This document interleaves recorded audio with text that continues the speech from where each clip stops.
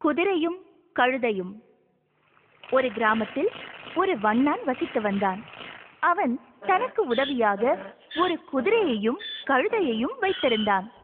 ஒரு நாள் இரண்டையும் அழைத்து கொண்டு கடைவீதி வழியாக சென்று கொண்டிருந்தான். அன்றைக்கு கடுமையான வெயில். கழுதையின் முதுகில் வலுவான துணி மூட்டை ஒன்றை ஏற்றியிருந்தான். ஆனால் குதிரையின் மேலோ எதுவும் இல்லை. கழுதையினால் மூட்டையை சுமந்து நடக்க முடியவில்லை. அது குதிரையிடம், நண்பனே, இந்த மூட்டையை சுமந்துகிட்டு என்னால நடக்க முடியல. இந்த மூட்டையில பாதிய நீ உன் முதுகுல ஏற்றிக்கொள்ள என்று கேட்டது. குதிரையோ, முட்டாள் கழுதையே, எங்க வேலை சவாரி செய்யறது மட்டும்தான், பொதி சுமக்கிறது இல்ல என்று சொன்னது. கழுதையும் வேறு வழியின்றி மூட்டையை சுமந்து கொண்டு தள்ளாடி தள்ளாடி நடந்தது.